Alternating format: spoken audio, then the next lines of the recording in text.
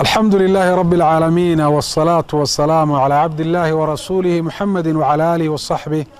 وسلم تسليما كثيرا. أما بعد، السلام عليكم ورحمة الله وبركاته. علمigu waa furaha nolosha waana hagaha bani aadamka. cilmiguna wuxuu u kala qiimo badan yahay waxa qofku uu baranaya aqoon u yeelanaya sidoo kala qiimo badan yahay. culumta waxa u sharaf badan cilmiga ilaahay subxaanahu wa ta'ala ku baraya. ad ku baranayso ilaahay magaciisa wanaagoodu dhamayska tiran yahay, sifaadka rabbi subxaanahu wa ta'ala ee wanaagsan quruxda badan, ilaahay subxaanahu wa ta'ala xuquuqdiisa wuxuu ku faray, wuxuu ku diiday, qaabka ilaahay uu ka doonayo inaad u noolaato. ilaahay subxaanahu wa ta'ala uu og yahay xogaalka u yahay noloshaadu inay ku hagaagayso. cilmiga aad ku baranayso xuquuqda kaa'inaadka ama makhluuqaadka kuwa nool iyo kuwa kaleba oo kugu xeeran xuquuqda ay kugu leeyihiin cilmiga aad ku baranayso ee ku cadaynaya. cilmiga samaawiga ah culumta qaar dhulka ayay ka yimaadaan, qaarna samada ayay ka yimaadeen. cilmiga samada ka yimi waa waxyiga ilaahay ku soo dejiyey rususha iyo ambiyada uu dambeeyey lagu khatimay nabigeeni Muhammad calayhi salaatu wasalaam. waa cilmiga ka kooban ilaahay subxaanahu wa ta'ala hadalkiisa oo axsanul kalaam wa asdaqul kalaam, hadalka u wanaagsan iyo hadal ka u run badan, oo acdalul axkaam, axkaamta u cadaalada badan ee noloshu ay ku hagaagayso, axwaashuna ay ku toosayso, koobsanaya oo ku baaqayo dadka ugu yeedhaya. cilmiga ka kooban axaadiithii nabigeena calayhi salaatu wasalaam oo ilaahay uu ka ilaaliyey qadiyadda waxyiga marka laga hadlaayo, khalad iyo gaf oo dhan, sax mooyaane khalad aan lahayn, run mooyaane been aan lahayn, fahuwa asaadiqu almasduuq calayhi salaatu wasalaam. waa kii runta sheegayey, waxa laaliyo waxa uu sheegay oo ku waramana isagoo dhaba ilaahay subxaanahu wa ta'ala addoomaha uu horkeenayey. cilmiga waxa u qiimo badan cilmiga laga dhaxlay nebi maxamed calayhi salaatu wasalaam. ambiyada dhaxalka ay ka tagaan sida uu inoo sheegay rasuulkeenu calayhi salaatu wasalaam, maaha daraahim iyo danaaniir, maaha dhul iyo beero, maaha guryo iyo waxyaabo kale oo la mid ah. ambiyada waxa laga dhaxla waa alcilm, inamaa warathuu alcilm. qofka dhaxalka nebiga calayhi salaatu wasalaam ka qayb galaa waa qof dheef iyo nasiib weyn helay. qofka ka qada dhaxalka nebigana calayhi salaatu wasalaam waa qof wax weyn ka qaday. aynu isweydiino dhammaanteen dhaxalkii qiimaha badnaa uu inooga tegay nebi maxamed calayhi salaatu wasalaam waa kaa dhexdeena yaalla kitaabkii qur'aanka ahaa, axaadiithii rasuulka calayhi salaatu wasalaam oo qoran iyadoo codoo duuban, wataa meel walba maanta laga akhrinayo, masaajidada, macaahidda iyo madaarista, jaamacadaha, tiifiyada iyo idaacadaha iyo goobo kale oo fara badan. dhaxalka ama kuwa ka qaday baynu ka mid nahay mise kuwa ka qayb galay. abu hurayra radia allahu canhu wuxuu soo maray dadkii oo suuqa jooga oo ku mashquulsan howlihii adduunyo, beec iyo shiraa, inay wax iibiyaan iyo wax kala iibsadaan. wuxuu ku yidhi ayuha annaas antum haa huna wa miiraahu nabiyikum yuqsamu fi lmasjid. dadoo halkanaad fadhidaan, dhaxalkii nebigiinana waxaa lagu qaybinayaa masaajidka. dad baa masaajidka yimi iyagoo u malaynayey xoolo uu rasuulku calayhi salaatu wasalaam ka tegey masaajidka in lagu qaybsanayo. waxay arkeen masaajidkii oo qur-aan lagu akhrinayo, qur-aan lagu baranayo, masaajidkii oo xalaqaad cilmi ay ka ogan yihiin oo ay ka socdaan. waxay ku soo noqdeen abu hurayra radia allahu canhu. waxay dhahan yaa aba hurayra inamaa taquul, abu hurayra waxaad sheegaysay mee masaajidkii kumaanaan arag wax xoolaa lagu qaybinayo. faqaala radia allahu canhu haadaa miiraahu nabiyikum, dhaxalkii nebigiinu waa ka ah. cilmigaas weeye dhaxalkii nebigiinu. cilmigaasi cilmi ilaahay subxaanahu wa ta'ala dadkiisa kor uu qaaday, adduun iyo aakhiraba uu ammaanay, magac iyo maamuus, sharaf, qiimo iyo qadar iyo darajo sare qofka ilaahay daraaddii u barta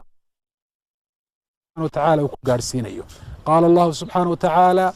yarfac illaahu aladiina aamanuu minkum waladiina uutuu lcilma darajaat. ilaahay wuxuu kor u qaadayaa kuwa iimaanka iyo cilmiga labadaasi la siiyey darajooyin, waa adduunyada waa aakhiro. jannada xataa marka ay galaan dadka kale way ka darajo sarreeyaan. waxaana taasi ilaahay subxaanahu wa ta'ala uu ku siiyey abaalmarin ilaahay uu ka abaalmariyey cilmiga ay barteen, waqtigooda ay ku bixiyeen, ee ay ku sabreen, ee ay ku dadaaleen, ilaahay daraadiina subxaana watacaala ay u baranayeen iyagoo ilaahay kaga doonaya. ilaahay baa muujiyey qofka cilmigan sharcigaa barta qiimaha iyo qadarka uu leeyahay ilaahay agtiisa uu ku leeyahay. maaha sharafta dhabta ahi, maaha qiimaha iyo qadarka iyo darajada sare bani aadamkan masaakiinta ah aqoontoodu ay kooban tahay, waxay hayaan uu iska yar yahay, sidiisabana ammaano uu ku yaho ilaahay subxaana watacaala uu leeyahay inaad agtooda magac ku yeelato ama maamuus iyo sharaf. magaca iyo maamuuska darajada iyo sharafta dhabta ahi waa ilaahay subxaana watacaala xaggiisa in laga ammaano oo ilaahay agtiisa qof qiimo kule aad ku noqoto. taana waxaad ku gaadhaysaa inaad barato cilmigii ilaahay subxaana watacaala nebi maxamed u soo dejiyey. ilahay baa shahida allahu annahu laa ilaaha ilaa huwa wاlmalaa'ikatu wa ululcilm. ilaahay subxaana watacaala wuxuu markhaati ka yahay inuu kelidii cibaado xaq u leeyahay. wuxuu arrintaas saasoo kale markhaati uga dhigay almalaa'ika, darajoodu ay sarrayso. waxaa kaloo ilaahay uu la sheegay daatadiisa iyo malaa'igta towxiidkana markhaati uga dhigay dadka ahlulcilmiga ah. waa qiimahooda ilaahay u muujiyey, magiciisii ayuu raaciyey. wax markhaati laga noqdo waxa u qiimo badan inay markhaati ka yihiin buu ilaahay tilmaamay. macnaheedu waa dadkay u khayr badan yihiin, waana cuduul, waa dad wax lagu aamini karo oo warkooda la maqli karo oo la rumaysan karo oo warkooda wax lagu dhisi karo o lagu salayn karo, maadaama ilaahay uu sheegay wixii u weynaa oo towxiidkiisaa inay iyagu markhaatiyaalay ka yihiin. qofka cilmigan barashadiisa u soo jeesta, cilmigaa nebi maxamed calayhi salaatu wasalaam lagu soo dejiyey, qalbigiisa u jeediya isagoo ilaahay ugu cibaadaysanayo ilaahay subxana watacaala wax kaga doonaya. waayo cilmigu mar waa darajo mid lagu gaadhayo adduunya aakhiraba, waa mid ilaahay addoonka ku jeclaanayo, waa cibaadatun xasana, waa cibaado aad iyo aad u wanaagsan, waa mid qofka noloshiisa saxaaya oo wanaajinaya oo qurxinaya oo waddadii saxda ahayd qofka u tilmaamaya, meeshii uu ka bayri lahaa u sheegaya, meeshii uu mari lahaa ee uu ku bayri lahaana u caddaynaya. cilmigaa qofku haddii uu barashadiisa u soo jeesto, khalaa'iqda ilaahay subxaana watacaala ayuu agtooda qiimo ku yeelanaya. waayo ilaahay baa maamula dhammaantoodba. cidduu ilaahay jeclaysiiye ayay jeclaanayaan, cidda ilaahay subxaana watacaala uu ku amro inay sharfaan ayay sharfayaan, waxay weynaynayaan oo ay darajaynayaan cidda ilaahay subxaana watacaala uu u sheego inuu darajo leeyahay. waayo dhammaantoodba ilaahay bay ka amar qaataan. wuxuu uhi rasuulku calayhi salaatu wasalaam ina allaha wamalaa'ikatahu xata annamlatu fii juxriha yusalluuna calaa mucallimi innaasi alkhayr. ilaahay iyo malaa'igtiisa iyo makhluuqaadka oo dhan ilaa laga soo gaadho quraanjada godkeeda ku jirta waxay u duceeyaan qofka cilmigii intuu bartay dadka sii baraaya. waxaa kaloo rasuulku calayhi salaatu wasalaam uu sheegay malaa'igta cidda samooyinka joogta, cidda dhulka joogta, kalluunka badda ku jira, inay ilaahay subxana watacaala dembi dhaaf ay u weydiiyaan qofka cilmiga barta ee dadkana sii baraaya. ilaahay baa subxaana watacaala qiimihiisa u muujiyey, dabeetana way u duceeyeen. waayo khalaa'iqda xuquuqdoodu dadka baraya oo iyagu ay ka mid yihiin. wax allaale iyo wixii xumaa ayuu dadka uga digayaa, iyaga laftooda dhibaato ay ka soo gaari lahayd. waxaa rasuulkeenna calayhi salaatu wasalaam u yimi saxaabigii la odhan jiray safwaan ibnu casaal. wuxuu yihi yaa rasuula allahi ji'tuka taaliban lilcilm.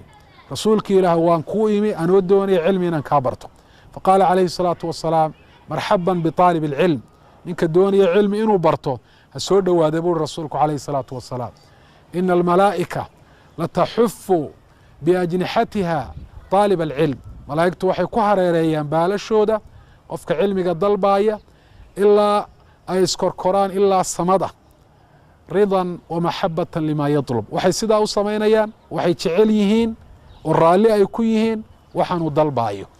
qofka cilmiga barta waa qof maray waddo barakaysan oo ilaahay subxaana watacaala uu jecel yahay. waa waddadii jannada, waddada u toosan ee u dhow ee dhibaato adoon la kulmin jannada aad gaadhaysaa. waa cilmiga inaad baratood ku hagaajiso kalkaaga oo qalbigaa iyo korkaaga intan muuqata hadalkaaga iyo camalkaaga iyo dhaqankaaga. qaala nabiyu calayhi الsalaatu wasalaam man salaka طariiqan yaltamisu bihi cilma sahala allahu lahu طariiqan ila اljanna. qofka maro wado la yimaado sabab iyo arin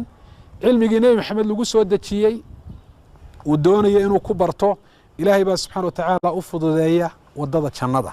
cilmiga laftiisa camal jannada lagu galo isla markaa acmaashii jannada lagu gelayeyna cilmigu qofka isagaa u tilmaamaya isaga ayaa tusaya isaga ayaa baraya isaga ayaa u sheegaya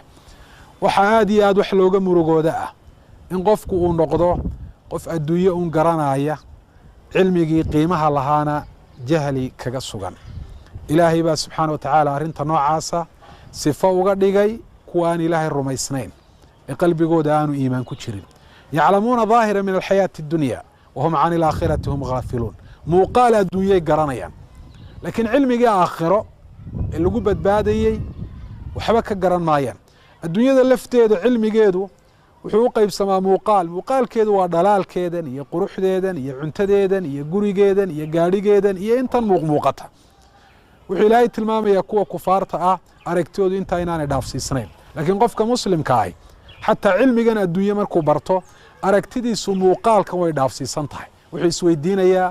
yaa abuuray shaygan oo jirsiiyey muxuu tusinayaa ilaahay awooddiisa subxaana wa tacaala xikmadda ilaahay abuurkiisa uu ka leeyahy waa maxay allaha kuu abuuray allaha ku baray xaq intee leeg ayuu kugu leeyahay hadduu barto caafimaad iyo dhakhtarnimo makhluuqaadka ilaahay ee la yaab kale ayuu maalin walba arkaya amase uu maqlayaa iimaan buu ka kororsanayaa iyo alla kacabsi iyo maalin walba inuu si joogtaa u qiro allaha subxaana wa tacaala waxaa abuuray awooddiisa laakiin iyaga aragtidooda iyo aqoontoodu muuqaalkaasi adduunye ma dhaafsiisna sirta iyo xikmadda ka dambaysana waruma hayaan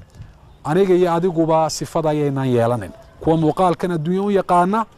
ilaahay cilmigiisii aan haynin iyo waxyigii uu soo dejiyey adduunyadan lafteedana aan u daliishan waxaa ka dambeeya ujeedooyinka ilaahay subxaana wa tacaala uu ka leeyahay wuxuu inoo sheegay rasuulkeenu calayhi salaatu wasalaam ana allaha yubgidu kula caalimin bidunya jaahilin bilaakhira ilaahay wuxuu nacaa u cadhoodaa mid kastoo adduunyadan aqoon u leh wuxuu yaqaanaa sida dadka loo qalo wuxuu yaqaanaa kombiyuutarada sida loo sameeyo ama loogu shaqeeyo wuxuu yaqaanaa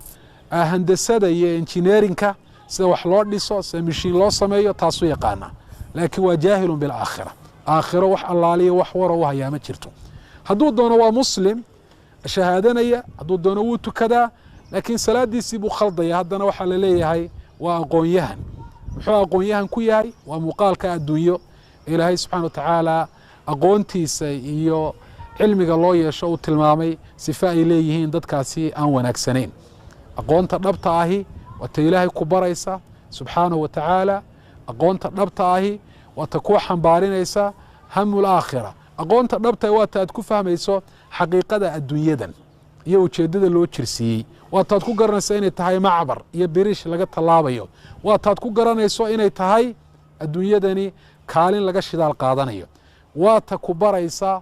in loo socdo daartan daaraan ahayn safar lagu jiro safarkaasi inuu dheer yahay sahay inuu u baahan yahay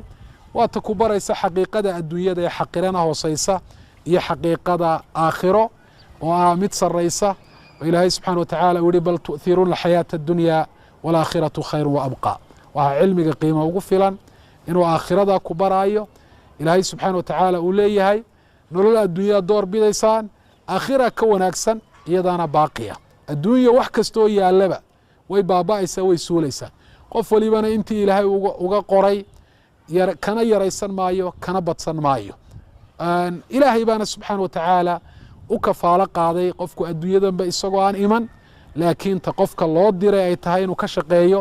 aqoonteedana uu yeesho waa addaaru alaakhira sida aayaadka qur-aanka ahi ay tilmaamayeen wama alxayaatu اdunya fi اlaakhirati ilaa mataacun qaliil qofka cilmigan barta wuxuu noqonayaa qof dadka kale ka sareeya nebigu calayh الsalaatu wasalaam wuxuu yidhi qofka caalimka ahi wuxuu ka dhigan yahay marka laga xagga darajada iyo qiimaha yacnaa wuxuu dheer yahay qofka aan aqoonta aan lahayn fadliga aan dheerahay anigu ka idinku hooseeya waxaa kaloo rasuulku calayh الsalaatu wasalaam uu sheegay qofka cilmigan bartaa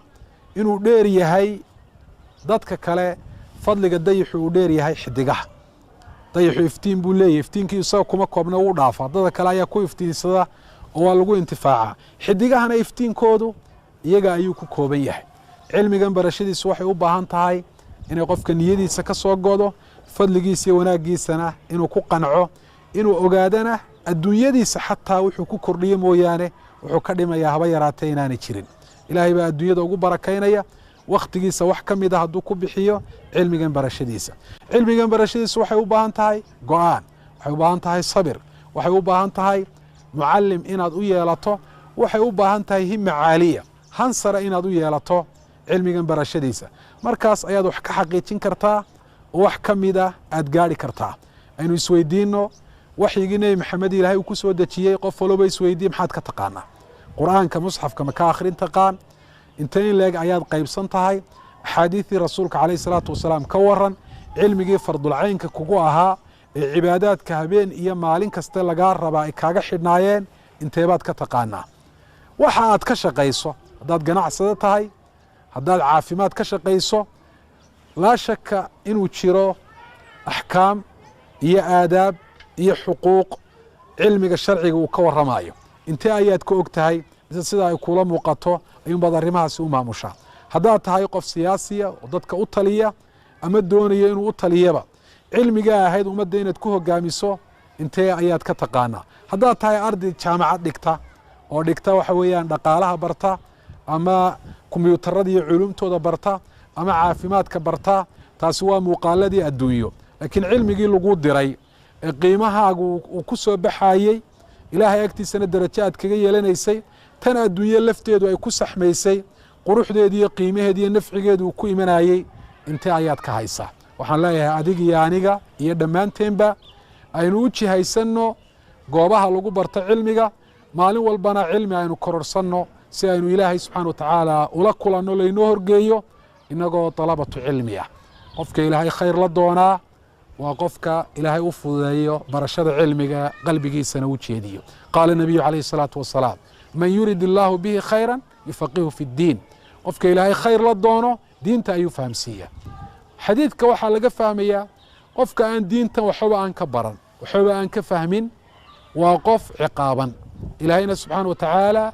khayr aanu la doonin kuwa ayaynaan ka mid noqonin aynu ka mid noqonno kuwa iyagoo dhakhaatiira injineera ah jaamacada dhigta howlo kaloo adduunyahaya shirkada leh amase ka shaqeeyaba haddana ku xidhan masaajidada duruusta iyo khayrka ka socda